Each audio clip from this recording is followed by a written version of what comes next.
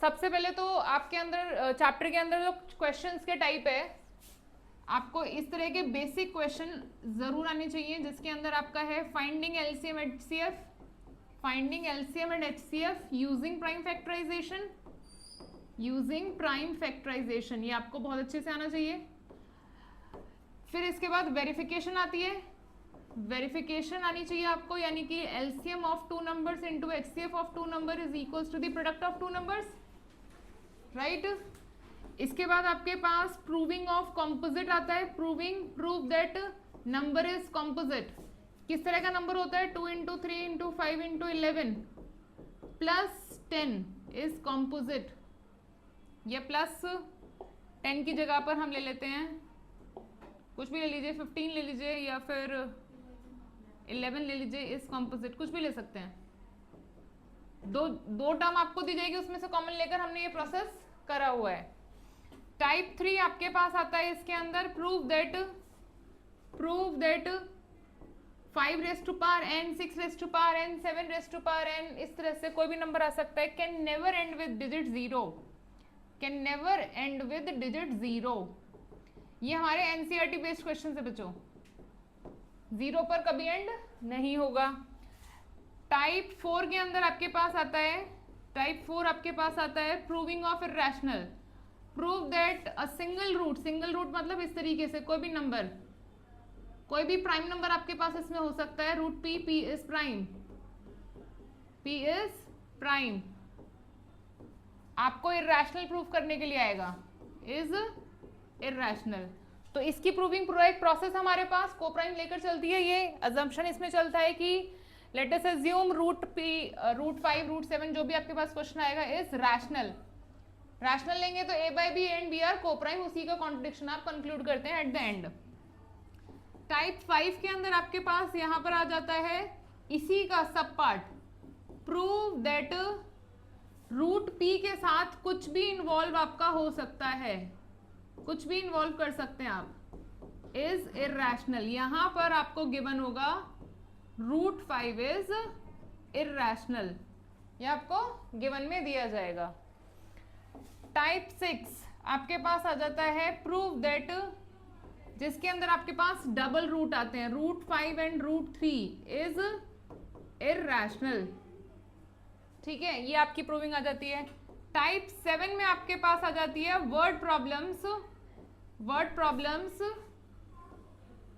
Based on finding LCM and HCF. तो यहीं से हम शुरुआत करेंगे आज की एक्स्ट्रा क्वेश्चंस की। Word problems, finding problems based on finding LCM and HCF. तो अब आपके पास जब वर्ड प्रॉब्लम आ रही है फाइंडिंग एलसीएम एंड एचसीएफ की, तो एलसीएम और एचसीएफ के कुछ और कॉन्सेप्ट्स पर भी बात करेंगे, और यहीं पर हम जितने एक्स्ट्रा क्वेश्चन करने वाले हैं they all are based on finding LCM and HCF, right. तो यहां पर जो हम एक्स्ट्रा पोर्शन में बात कर रहे हैं, सबसे पहले हम एलसीएम एचसीएफ और जो नंबर्स हमारे होते हैं जिनका हम एलसीएम एचसीएफ फाइंड कर रहे हैं ऑफ ए एंड बी, इन चारों के बीच में क्या रिलेशन होता है। जो आपके पास नंबर दिए जाते हैं आप उनका एलसीएम निकालते हैं, लीस्ट कॉमन मल्टीपल, यानी कि वो मल्टीपल ए का भी होगा वो बी का भी होगा। इसका मतलब एलसीएम के दोनों फैक्टर होंगे ए एंड बी। अगर आप 5 और 7 का एलसीएम निकालते हैं 35 आएगा, तो 35 के फैक्टर्स हैं 5 और 7, ठीक है। तो यहां पर हम कुछ फैक्ट्स लिखने वाले हैं about LCM HCF and the numbers, ठीक है। तो LCM has factor a and b always, HCM always has factor a and b, पहला फैक्ट। दूसरा, HCF is a factor of both a and b, both a and b. अब HCF क्या है, common factor, तो वो तो ए का भी फैक्टर होगा, वो बी का भी फैक्टर होगा। तीसरी बात कि एलसीएम जो है वो हमेशा एचसीएफ के बराबर हो सकता है या छोटा होगा, उल्टा बोल दिया है, एलसीएम जो है वो एचसीएफ के बराबर होगा या बड़ा होगा। मल्टीपल हमेशा बड़े होते हैं और फैक्टर्स हमेशा छोटे होते हैं। तो एलसीएम हमेशा एचसीएफ से बड़ा या बराबर भी हो सकता है, कभी कभी ऐसा भी होता है कि एलसीएम और एचसीएफ सेम भी हो जाते हैं, ठीक है। Fourth, LCM is a multiple of, या फिर हम बोल सकते हैं एलसीएम इज, पहले तो मैं लिख लेती हूँ, LCM is a multiple of HCF, और we can say HCF is a factor of LCM. HCF जो होता है वो एलसीएम का फैक्टर होता है, छोटा होगा तो फैक्टर होगा, और एलसीएम एचसीएफ का मल्टीपल भी होता है, दोनों के बीच की रिलेशन की बात हो रही है। तो एग्जाम्पल के तौर पर अगर मैंने यहाँ पर लिया 15 और 20, 15 और 20 दो नंबर लिए, हम इनका एलसीएम और एचसीएफ देखते हैं क्या क्या होगा प्राइम फैक्टराइजेशन से। तो मेरे पास 15 को मैं लिखूंगी 5 इंटू 3, और 20 को लिख रही हूँ 2 स्क्वायर इंटू 5। तो 5 इनका एचसीएफ आपको दिख रहा है, एचसीएफ इसमें क्या आ गया हमारे पास 5। और अगर मैं एलसीएम की बात कर रही हूँ, एचसीएफ की डेफिनेशन है common factor with least powers, तो एचसीएफ यहाँ पर 5 है विद लीस्ट पावर 1। एलसीएम आपके सारे फैक्टर होंगे दोनों नंबर्स के, एक एक करके सारे लिखेंगे, रिपीट नहीं करना होता फैक्टर को, विद हाईएस्ट पावर। तो 2 की हाईएस्ट पावर 2 है, 3 की 1, 5 की 1। तो यहाँ पर जो आपका एलसीएम आने वाला है 15 इंटू 4 60 आने वाला है। अब आप इन सारे फैक्ट्स को, चारों फैक्ट्स को इन सब के ऊपर देख सकते हैं। पहला फैक्ट है LCM is a factor of a and b. LCM always has factor, LCM के फैक्टर हैं 15 एंड 20, प्राइम फैक्टर नहीं, कोई भी फैक्टर, प्राइम नहीं लिखा मैंने, ठीक है। 60 के फैक्टर सब लिस्ट करोगे ना आप, तो उसमें 15 भी आएगा और 20 भी आएगा। फिर HCF is a factor of a and b, 5 आपका 5 और 20 दोनों का फैक्टर है। तीसरा फैक्ट एलसीएम एचसीएफ से बड़ा है। चौथा फैक्ट एलसीएम जो है वो एचसीएफ का मल्टीपल है, और 5 is a factor of LCM. जब हम बोलते हैं ना ये इसका फैक्टर है, तो उस वक्त वो उसका मल्टीपल ही बनता है। अगर मैंने बोला कि कोई नंबर से x is a factor of y, मैंने ऐसे बोला, तो इसका मतलब क्या है, x फैक्टर है y का, तो y मल्टीपल है x का, ठीक है। x फैक्टर है, छोटा होगा, y बड़ा होगा, तो y मल्टीपल बन जाता है उस वक्त, ठीक है। जैसे कि मैंने बोला 6 का एक फैक्टर 2 है, 6 का एक फैक्टर 3 है, तो 2 का एक मल्टीपल 6 है और 3 का भी एक मल्टीपल 6 है, तो बात को घुमाकर भी बोला जा सकता है, बात एक ही हो रही है। Is that fine? तो यहाँ पर इन सारी बात के बाद एक छोटा सा पॉइंट और लिख रहे हैं कि कभी भी अगर हमारे नंबर प्राइम है, if a and b are prime, if a and b are prime, if a and b are prime, अगर हम दोनों प्राइम नंबर्स की बात करते हैं तो उनका कॉमन फैक्टर हमेशा 1 होता है, कुछ कॉमन नहीं होता उनमें, ठीक है। और उनका एलसीएम हमेशा उनका प्रोडक्ट होता है, हमेशा उनका प्रोडक्ट होता है, अगर वो दोनों नंबर प्राइम हो हैं तो ये सारे के सारे फैक्ट्स आपको एलसीएम और एचसीएफ के बारे में पता होने चाहिए। Now come to the questions जिन पर हम बात करने वाले हैं, एक्स्ट्रा क्वेश्चंस की। ये सब बातें क्लियर है सबको? ठीक है, तो यहां पर हम जो सबसे पहला क्वेश्चन शुरू कर रहे हैं, सबसे पहला क्वेश्चन एलसीएम एचसीएफ पर ही सारी बात हो रही है, अब जितनी सारी बात होगी सब एलसीएम एचसीएफ पर ही होगी।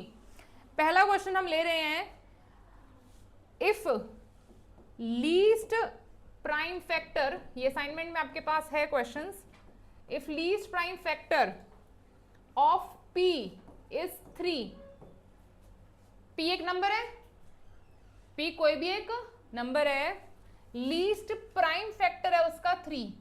फैक्टर बहुत सारे होते हैं, फैक्टर प्राइम भी होते हैं, नॉन प्राइम भी होते हैं। अगर मैं 60 की बात करूं तो 16 का जो फैक्टर था ना 15, वो नॉन प्राइम था, 5 प्राइम था। तो किसी भी नंबर के जब बहुत सारे फैक्टर्स होते हैं उसमें से कुछ प्राइम होते हैं, कुछ नॉन प्राइम होते हैं, फाइन। तो यहाँ पर p एक नंबर है जिसका प्राइम फैक्टर 3 है। दूसरा हमारे पास एक नंबर है q और उसका प्राइम फैक्टर है and least prime factor of q, least prime factor of q is 5। अब आप समझो, p जो भी होगा 3 का मल्टीपल होगा, भाई 3 उसका फैक्टर है, तो p कुछ भी नंबर होगा 3 के टेबल में तो आता होगा। 5 कुछ भी नंबर होगा 5 के टेबल में तो आता होगा। तो हम 3 के टेबल का और 5 के टेबल का एक फैक्टर ले लेते हैं, पहला फैक्टर 3 के टेबल का पहला फैक्टर 3 है, 5 के टेबल का पहला फैक्टर 5 है।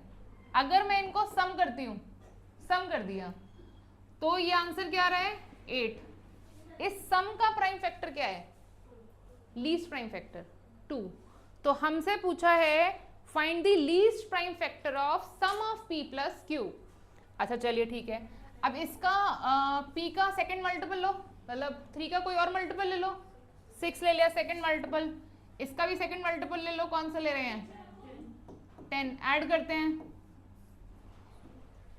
2, थर्ड मल्टीपल लेते हैं, इसका लेते हैं 9, इसका 15, ऐड करते हैं, कितना आएगा 2। तो हर बार आपके पास सेम ही सम आ रहा है, सॉरी जो सम आ रहा है उसका प्राइम फैक्टर 2 आ रहा है। Is that fine? तो हमारा क्वेश्चन था फाइंड, इसमें आपका कोई लॉजिक नहीं है, इट्स लाइक एन एमसीक्यू, तो आप इसको इस तरीके से अपना आंसर ले सकते हैं। Find the least prime factor of p plus Q. अच्छा, अब दूसरी बात यहाँ पर आपको एक बात का ध्यान रखना है कि जो मैं फैक्टर ले रही हूँ, जब मैं कोई भी मल्टीपल ले रही हूँ तो मैं फर्स्ट मल्टीपल सेकंड मल्टीपल उनको ऐड कर रही हूँ। ऐसा नहीं कि एक फर्स्ट लेकर, एक का आपने इसका फर्स्ट लिया, इसका आपने सेवेंथ ले लिया फिर ऐड करने लगे, ऐसा नहीं। सेम टाइम पर सेम ही मल्टीपल लेना है, या तो दोनों के फर्स्ट लो या दोनों के सेकंड लो या दोनों के थर्ड लो आप कोई भी, लेकिन उनकी पोजीशन सेम रहनी चाहिए, तभी ये आप इस फैक्ट पर काम करवाएंगे। अदरवाइज ये चीज फिर यहाँ पर आगे नहीं बढ़ पाएगी अगर आपने डिफरेंट लिया। मान ले किसी बच्चे ने इसका फर्स्ट वेक्टर लिया मल्टीपल लिया, p का 3 का फर्स्ट मल्टीपल 3 और 5 का ले लिया जाके कौन सा मल्टीपल बोले, सेकंड मल्टीपल ले लिया। अब ऐड करेंगे तो 3 और 10 13 हो गया, तो ये फैक्ट नहीं चल पाएगा। ठीक है, तो इस फैक्ट की बात हम हमेशा जब बात कर रहे हैं तो जो ऑर्डर है मल्टीपल्स का that should be same. Is that fine? Okay, next question पर बात करते हैं जो कि बहुत ही इंपॉर्टेंट क्वेश्चन है। Largest number, find largest number that divides 2, 4, 5 and 1037, leaving remainder 5 in each case। अब इसका मतलब समझते हैं बच्चों, आपको एक बड़ा नंबर निकालना है, लार्जेस्ट नंबर दैट डिवाइड्स, जो इन दोनों को डिवाइड करता हो, यानी कि ये नंबर डिवाइजर निकालना है जो इन दोनों को डिवाइड करे, यानी कि आपसे ये क्वेश्चन ये वाले वैल्यू पूछ रहा है। जब भी हम डिवाइड करते हैं नॉर्मली हम यहाँ पर बड़ी वैल्यू रखते हैं और यहाँ पर रखते हैं छोटी वैल्यू। ठीक है, तो जब आपका क्वेश्चन इस वैल्यू को पूछ रहा है, डिवाइजर को पूछ रहा है, तो हम HCF पर बात करेंगे, और अगर आपका क्वेश्चन डिविडेंड को पूछ रहा है तो हम LCM पर बात करेंगे। Is that fine? तो अभी के लिए हम यहाँ पर बात तो करने वाले हैं HCF पर, सुन लो पहले, बट डायरेक्टली हम 2, 4, 5 का और 1037 का HCF नहीं निकालेंगे, क्योंकि अगर आपने 2, 4, 5 का और 1037 का HCF निकाला तो रिमाइंडर 0 आएगा, क्योंकि ये HCF क्या होता है, फैक्टर, और फैक्टर से डिवाइड करेंगे रिमाइंडर 0 आएगा। लेकिन क्वेश्चन बोल रहा है कि रिमाइंडर आपको 5 चाहिए, यानी कि जिसका HCF निकालना है वो ये नंबर नहीं है, इसमें से 5 हटाओ, 5 एक्स्ट्रा है इसके अंदर।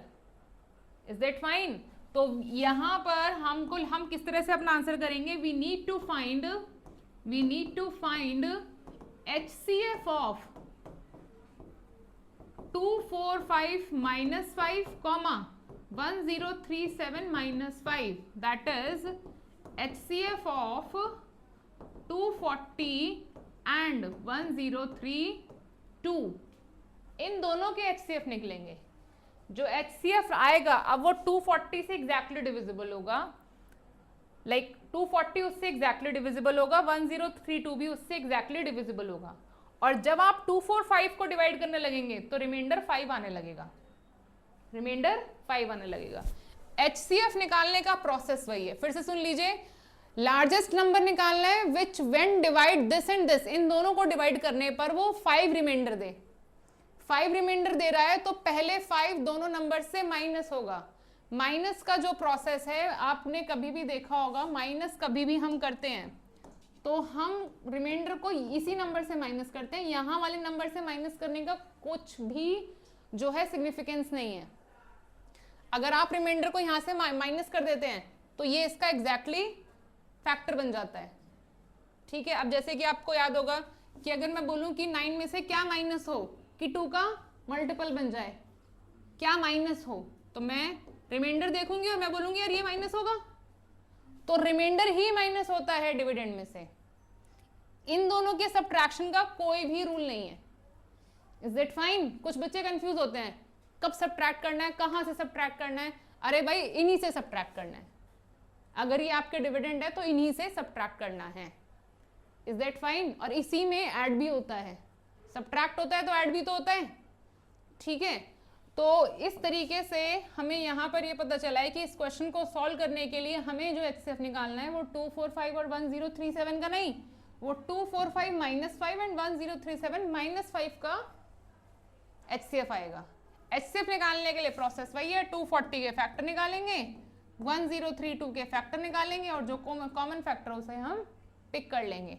240 के फैक्टर्स क्या क्या आएंगे बच्चों, जल्दी से बताइए। 240 के फैक्टर क्या क्या आएंगे? एक तो 5 ही होगा, एक 2 होगा, कितना?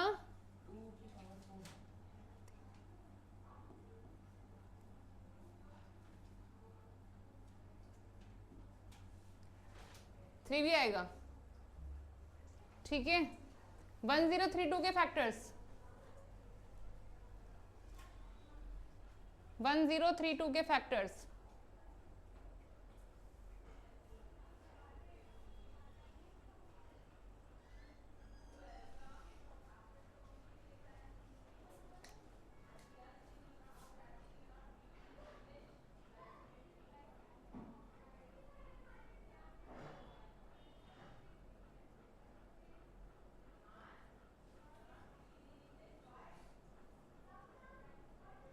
1032 के फैक्टर्स निकाले किसी ने?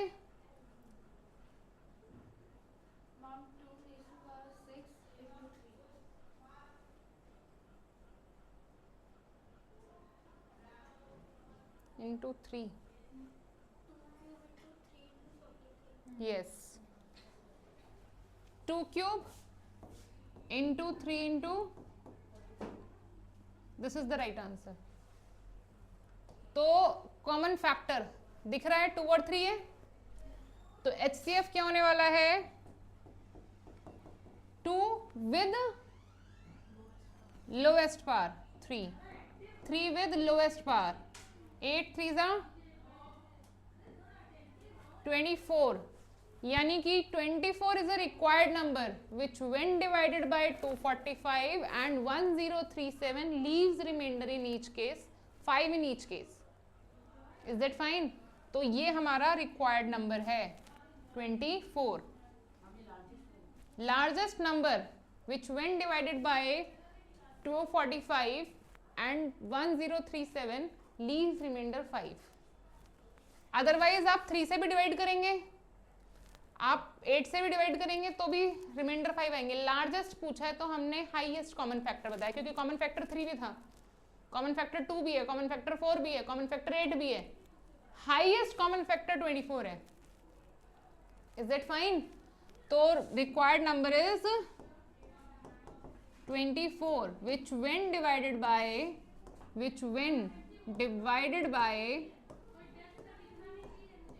245 and 1037 leaves remainder 5 in each case। I hope सबको क्लियर है? ओके इसी तरीके से हम एक और क्वेश्चन करते हैं। आई होप सबको समझ आ गया। हमेशा रिमाइंडर सब्ट्रैक्ट होगी। इस तरीके से आपके पास और भी क्वेश्चन असाइनमेंट में दिए गए हैं, ठीक है। तो हम डिफरेंट टाइप का क्वेश्चन उठाते हैं थोड़ा सा। Find the greatest 4 digit number, हटा दे इसको। Find the greatest 4 digit number, find the greatest 4 digit number, 4 digit number which is exactly divisible by, which is exactly divisible by 15, 24 and 36। अब इसको समझो। सबसे बड़ा 4 डिजिट का नंबर आपको फाइंड करना है which is exactly divisible by. अब समझो बाय, जो 15 से आपको ये पहले पहचानना है कि आपको ये फाइंड करना है कि ये फाइंड करना है। आगे का प्रोसेस उसी पर डिपेंड करता है। Which is divisible by, exactly divisible by 24। अब अगर मुझे ये नंबर फाइंड करना है जो सेम होगा और तीनों से एग्जैक्टली डिविजिबल होगा, तो तीनों का लीस्ट कॉमन मल्टीपल होगा। तीनों का लीस्ट कॉमन मल्टीपल एलसीएम होगा, ठीक है। तो मैं पहले इन तीनों नंबर का एलसीएम निकालूंगी। अब जरूरी नहीं कि भाई वो 4 डिजिट का नंबर हो सकता है वो 2 डिजिट का नंबर हो सकता है वो 3 डिजिट का नंबर हो।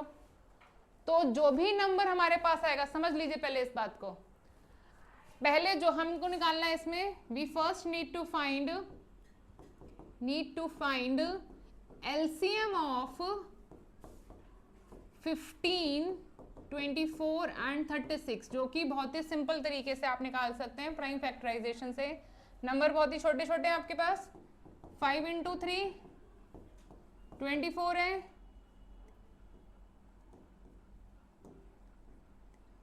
2 की पावर 3,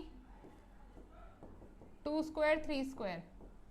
तो एलसीएम जो आने वाला है वो 5, 3 और 2 का मल्टीपल इस तरह से मल्टीप्लाई कर दिया है विद पावर्स हाईएस्ट 1, 3, 3।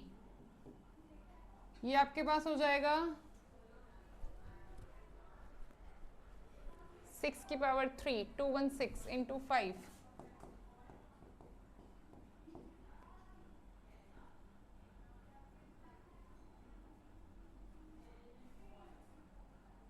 एक सेकेंड, एक मिस्टेक है मेरी बच्चों, एक सेकेंड एक मिस्टेक हुई थी। It should be 2 raise to power 2, 3 raise to power 2। तो 3 रेज़ टू पावर 2 आएगा, ये 360 आएगा। 360 आ रहा है।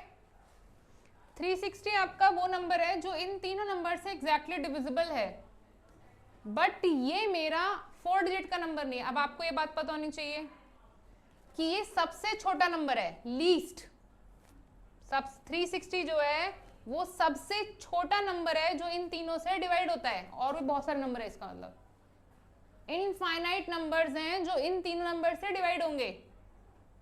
मेरी बात समझ आ रही है नंदनी? सुन लीजिए, 360 एक ऐसा नंबर है जो 15 से भी डिविजिबल है, 24 से भी डिविजिबल और 36 से भी डिविजिबल है। तीनों को डिवाइड करेंगे ना, जब तीनों नंबर से 360 को डिवाइड करेंगे तो रिमाइंडर 0 ही आएगी। ये सबसे छोटा है, सबसे छोटा है। तो इससे जस्ट बड़ा कौन होगा? इसका दूसरा मल्टीपल। अगर आपको बताने ना सारे नंबर बताओ जो इन सबसे एग्जैक्टली डिविजिबल है, तो आप 360 का टेबल रीड करना शुरू करेंगे। 360 का टेबल 720, तो मैं वही बता रही हूँ बेटा, इसी का टेबल रीड करना शुरू करेंगे।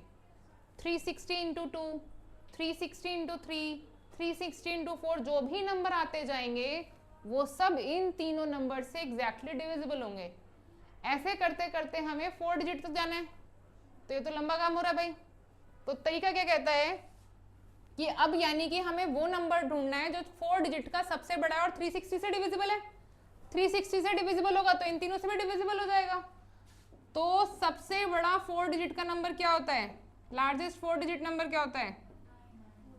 लार्जेस्ट 4 डिजिट नंबर आपका होता है 999, 4 बार। अब हमें देखना है कि जो 360 के टेबल में इसके आसपास है, इससे छोटा, बड़ा नहीं, बड़ा हो गया तो फिर 5 डिजिट का हो जाएगा। तो इसको मैंने 360 से डिवाइड करना शुरू करा, 360 से डिवाइड करना शुरू करा। 360 इंटू 2 720। हम देख रहे हैं रिमाइंडर क्या निकलेगा। ये एग्जैक्टली डिविजिबल नहीं है, कोई नंबर इससे छोटा ही होगा। देखते हैं क्या है।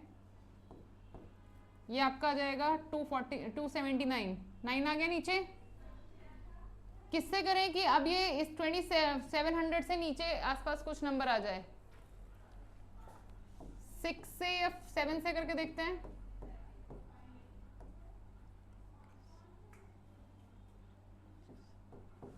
सेवन से आ रहा है 2520।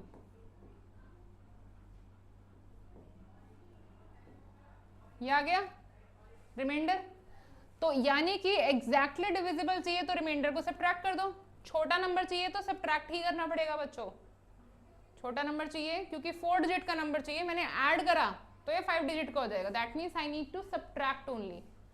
तो आपका रिक्वायर्ड नंबर होगा, रिक्वायर्ड नंबर इज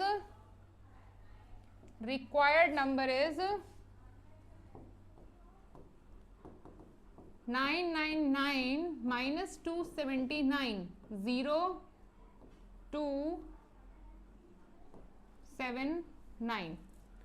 ये वो नंबर है लार्जेस्ट 4 डिजिट का जो आपके 15, 24 और 36 तीनों से एग्जैक्टली डिविजिबल है।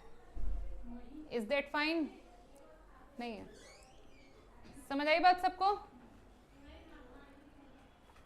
आई होप सब निकाल सकते हैं greatest 4 digit number exactly divisible. किस तरीके से हमें समझ आ गया प्रोसेस?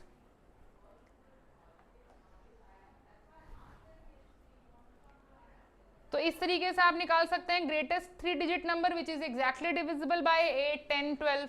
तो 8, 10, 12 का एलसीएम निकालेंगे, उसे ग्रेटेस्ट 3 डिजिट नंबर से डिवाइड करेंगे, रिमाइंडर सब्ट्रैक्ट करेंगे और आपका आंसर आ जाएगा।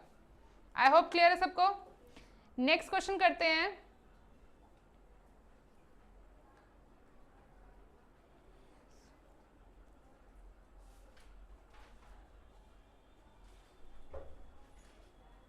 नेक्स्ट एक्स्ट्रा क्वेश्चन, यहां तक क्लियर है सबको? ओके।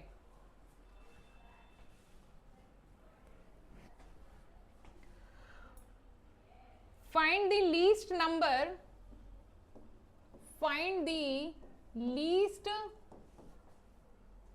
नंबर, सबसे छोटा नंबर बताओ which should be added, which should be added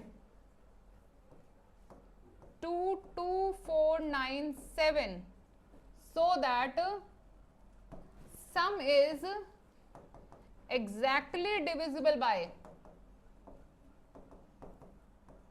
5, 6, 4 and 3। अब समझो बच्चों, क्वेश्चन वैसे ही है लेकिन थोड़ा सा ट्विस्ट है। अब तक हमने देखा ग्रेटेस्ट बताओ, तो हमने देखा कि ग्रेटेस्ट में निकालने के लिए हमें कुछ सब्ट्रैक्ट करना पड़ा था। हम सबसे बड़े ग्रेटेस्ट नंबर को ले रहे थे 999, 999, 4 टाइम्स 9, और जो हमारा एलसीएम था उससे डिवाइड करने के बाद रिमाइंडर सब्ट्रैक्ट हो रहा था।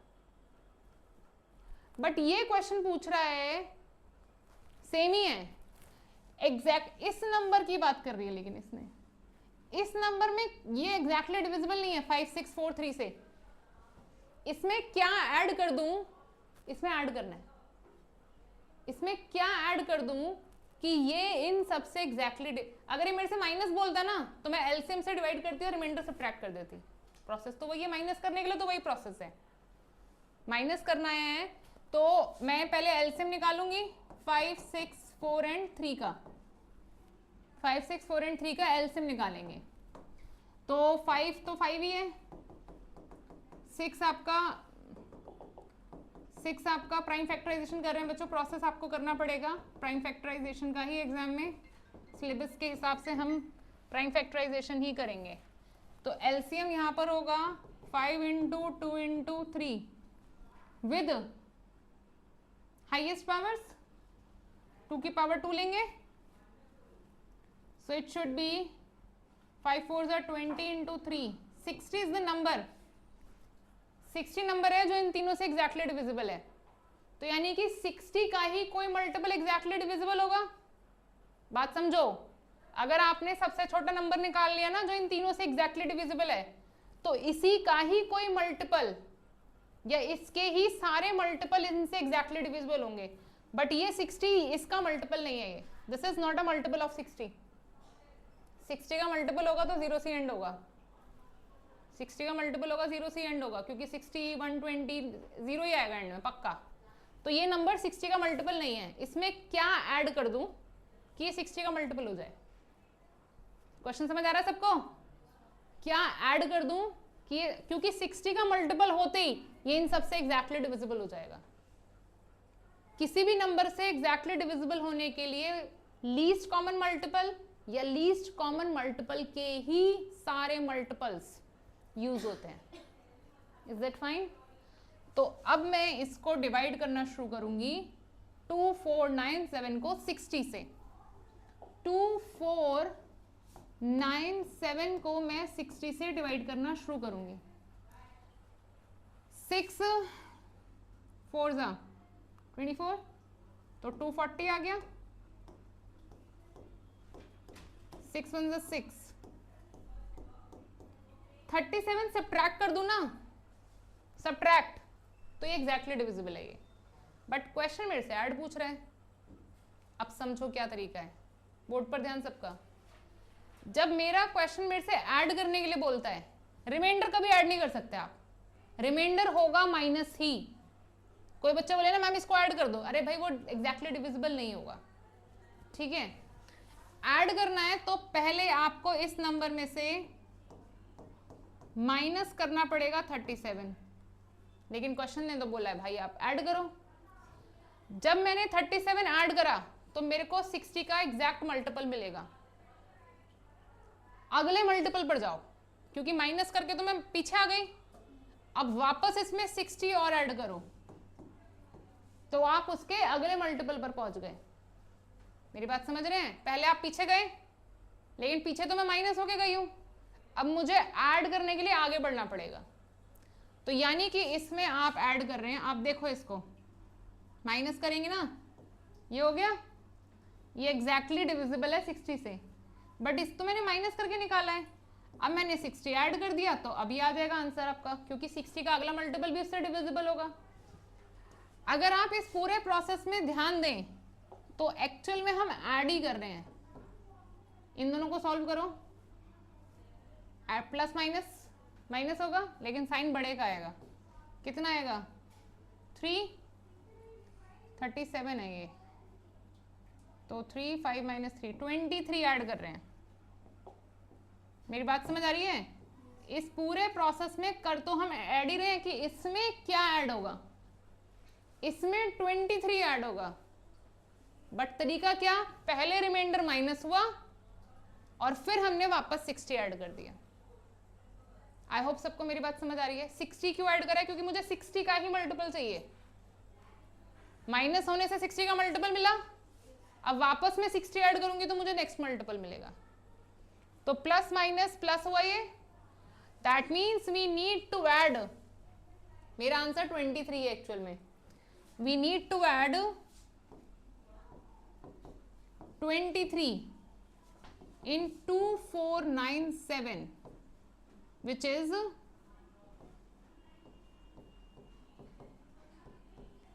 23 कितना आ रहा है बच्चों?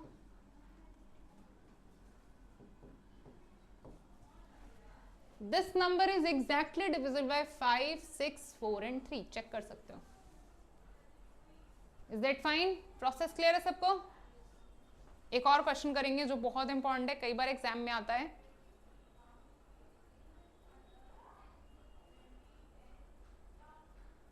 आई होप सबको क्वेश्चन समझ आ रहे हैं सारे।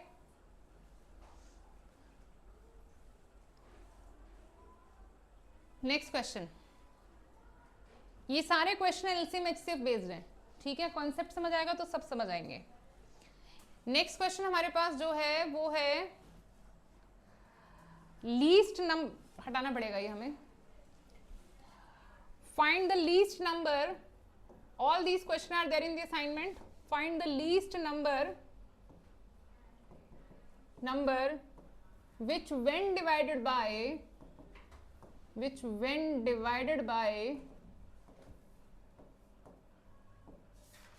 35, 56 and 91 leaves remainder 7 in each case. Board पर ध्यान सबका। पहले तो समझ लो निकालना क्या है, उसके बाद का काम होगा। एक नंबर निकालना है, हाईएस्ट, लार्जेस्ट, स्मॉलेस्ट, वो सब छोड़ दो। बच्चे सोचते हैं हाईएस्ट होगा तो भाई, लार्जेस्ट होगा तो भाई HCF लिख देगा, ऐसा कुछ जरूरी नहीं है, लैंग्वेज ट्विस्ट हो सकती है, ठीक है। लीस्ट नंबर, लीस्ट है तो मतलब एलसीएम निकाल लो, चलता है ये वाला फंडा भी, ये वाली ट्रिक भी चलती है, बट 100% काम नहीं करती है, ठीक है। इसलिए आप हमेशा ये देखो कि निकालना कौन सा नंबर है। Which when divided bye 35, 56 and 91, यानी कि मुझे ये निकालना है। अगर ये लीस्ट नहीं लिखा होता तब भी तो मुझे ये निकालना होता, ठीक है। लीस्ट देके बस एक हिंट मिल जाता है कि हाँ एलसीएम निकल आएगा, ठीक है।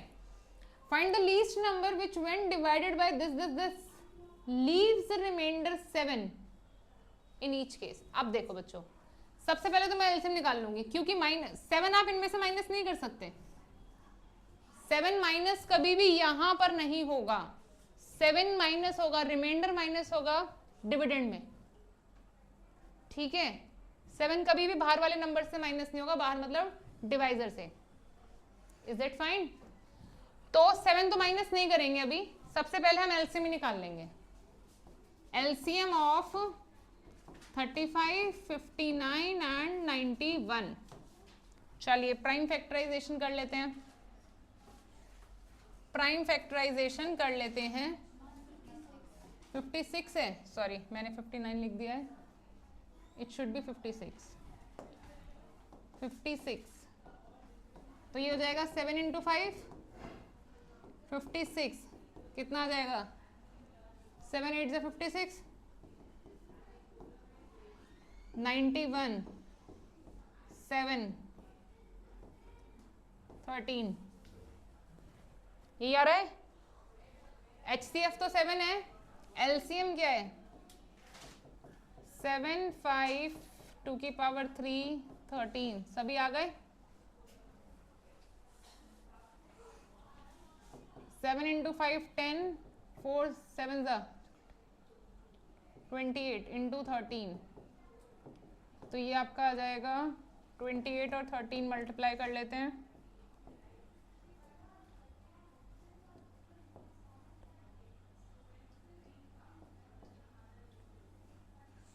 3640। समझ आ गया सबको? 3640 हमारा आंसर नहीं है, क्यों? क्योंकि 3640 तो इनसे एग्जैक्टली डिविजिबल है ना। 3640 is a number, least number, सबसे छोटा नंबर जो इन तीनों से डिविजिबल है। बात समझ आ रही है? मेरा क्वेश्चन बोल रहा है 7 रिमाइंडर चाहिए भाई मुझे, तो इसमें अब मैं 7 ऐड कर दूंगी, इसमें 7 ऐड करके मेरा आंसर आ जाएगा। क्योंकि अगर मैं बोल रही हूं कि 3 में मैं क्या ऐड करूं, 3 में क्या ऐड करूं कि भाई 2 से डिवाइड हो जाए, 2 से नहीं बोलते हैं, 13 लिख लेते हैं, कुछ भी लिख लो, 14 लिख लो। 14 में क्या ऐड करूं कि इससे डिवाइड हो जाए, एग्जैक्टली डिविजिबल। तो मुझे पता है ना इसका अगला मल्टीपल 15 है, 15 है तो उनका डिफरेंस 1 ऐड करना होगा, ठीक है।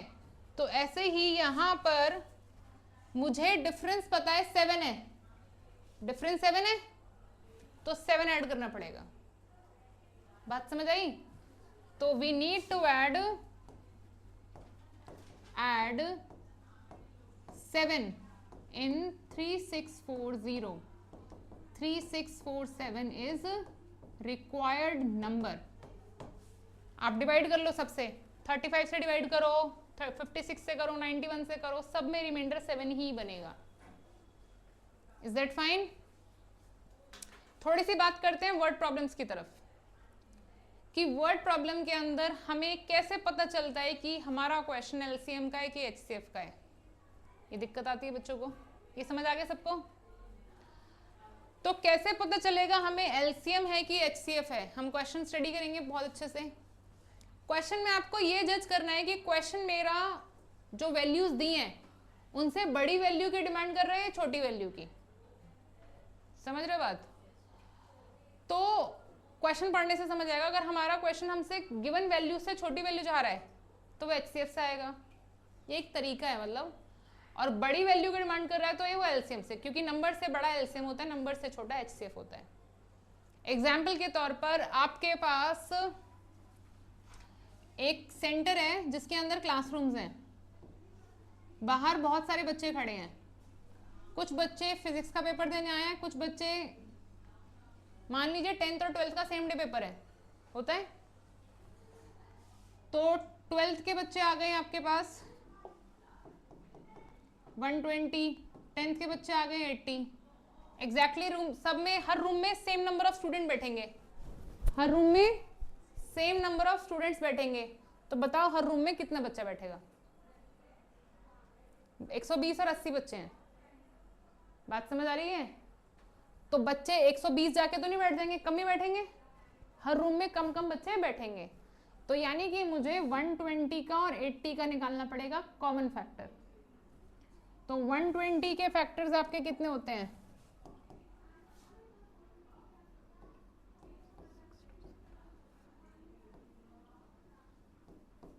ये हो गया इसका फैक्टराइजेशन, 2 की पावर 4 इंटू 5 हो गई इसकी फैक्टराइजेशन। HCF में आ रहा है 2 की पावर 3 इंटू 5, 40। यानी कि हर रूम में 40 बच्चे बैठेंगे, सब अकोमोडेट हो जाएंगे। इनको बिठाने के लिए मुझे कितने रूम चाहिए होंगे? अब दूसरा क्वेश्चन, पहला क्वेश्चन समझ आया? हर रूम में कितना बच्चा बैठेगा? हर रूम में 40 बच्चा बैठेगा। मुझे बच्चे इस तरीके से निकालने कि कोई बच्चा लास्ट में अकेला ना बचे कि भाई मैं रह गया, मैं कहाँ बैठूं। समझ रहे हो बात? तो हमने निकाला इनका कॉमन फैक्टर, हर रूम में 40 बच्चा बैठेगा। इसको चाहिए 2 रूम, इसको चाहिए 3 रूम, तो टोटल कितने रूम चाहिए? 5 रूम। बात समझ आ रही है? तो इस तरीके से वर्ड प्रॉब्लम को केस स्टडी में कन्वर्ट कर दिया जाता है और 2 पार्ट बन जाते हैं। 2 पार्ट बन गए ना इसके, पहला कि हर रूम में कितने बच्चे, और दूसरा पार्ट के कितने रूम आपको चाहिए। समझ आई बात? क्लियर? तो जब बड़ी क्वांटिटी को छोटे हिस्सों में डिवाइड किया जाता है उस वक्त उसे HCF बोला जाता है। ठीक है? अच्छा, अब एलसीएम कब आएगा? दूसरा सवाल होता है कि भाई एलसीएम का कैसा क्वेश्चन आएगा। तो एलसीएम का क्वेश्चन ज्यादातर आपका वॉच वाला, राउंड वाला, ये सब होते हैं। वॉच वाले क्वेश्चन होते हैं ना कि एक रेड लाइट एक टाइम पर इतने बजे चली, बताओ कितनी देर के बाद वो दोबारा एक साथ मिलेंगी। 2 लोग गार्डन में राउंड ले रहे हैं, पहले बंदे ने 10 मिनट में एक राउंड लिया, दूसरे बंदे ने 5 मिनट में एक राउंड लिया, बताओ कितने राउंड के बाद वो एक साथ आके मिलने वाले हैं। तो एलसीएम इस तरीके से आता है।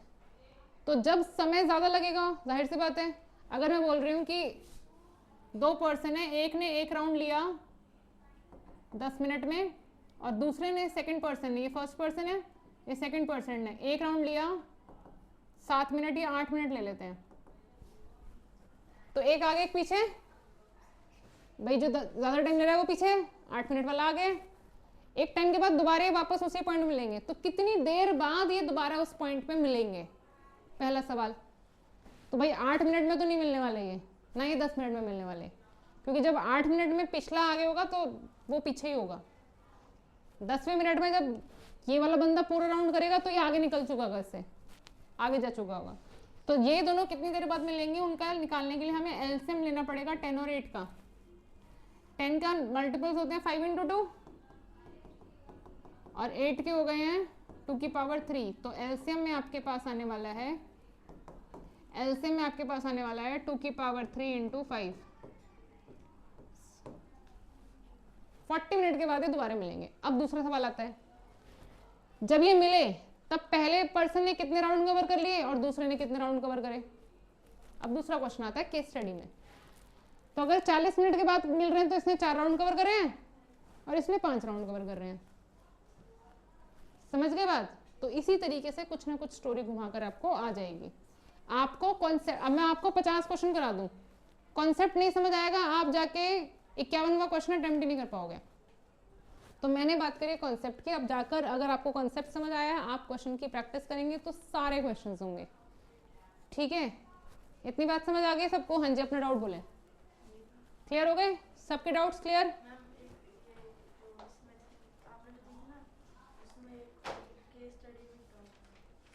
क्वेश्चन पेपर है आपके पास? चलिए कोई नहीं, देख लेते हैं।